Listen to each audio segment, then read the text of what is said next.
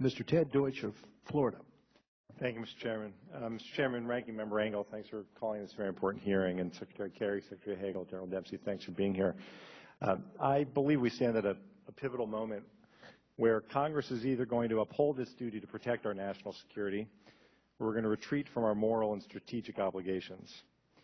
I believe our vote on what will have to be ultimately a very narrowly drawn resolution will determine whether Congress stands up for human rights or puts us on a dangerous path to isolation, whether Congress will increase American influence in the Middle East or allow our power to dramatically shrink.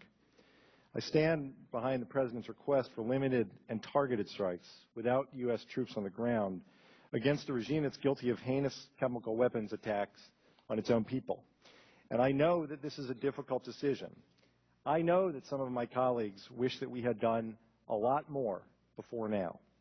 And I know that my colleagues, other colleagues, wish to do nothing now. And I acknowledge the difficulty of being unable to predict Assad's next move. Secretary Hagel, you spoke to that. This is a hard choice, and I don't think any of us relish making it.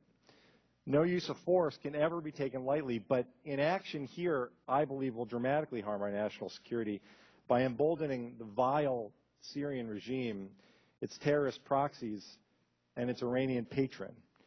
I think it's essential that the United States send an unequivocal message to Assad and to other brutal regimes around the world, especially Iran, that when the United States Congress, when the President, and when every civilized nation on earth says that you cannot gas innocent children to death, you can't use chemical weapons of mass destruction, and weapons of mass destruction, then we mean it. I believe America's credibility is on the line in Syria.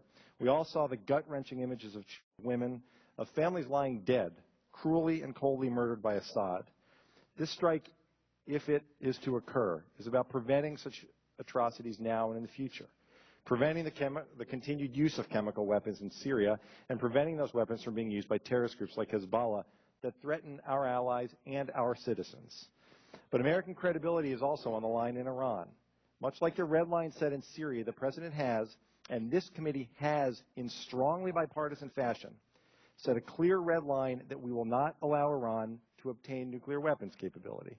If Congress votes down a limited authorization, then to Iran's leaders, our red line against their development of nuclear weapons is meaningless. The sanctions that we passed unanimously out of this committee and 400 members supported on the House floor will be rendered largely worthless because they're not backed up by a credible threat of force. Secretary Kerry, I believe if we want to do everything in our power to solve the Iranian nuclear issue without military action, then we must support this authorization. By authorizing the use of force against Syria, America will make abundantly clear to the world, including Iran, that using chemical weapons or defying international law in pursuit of nuclear weapons will not be tolerated by this nation. So make no mistake, this resolution is about Syria and holding Assad accountable. But it's also about Iran and whether this Congress will make it more likely or less likely that that nation obtain nuclear weapons. I haven't come to this decision lightly. I don't want to be in this position. None of us do. But we didn't put ourselves in this position. The President didn't put ourselves in this position. Bashar al-Assad put us in this position when he chose to gas his own people. Now, Secretary Kerry, a lot of people have come up to me and said that they're disgusted by what they see, but the question they ask is, why does America always need to be the world's policeman? So I ask you, should the U.S. lead this effort? And will we learn which are the 34 nations and organizations who have said they will support our action and how they are prepared to support it?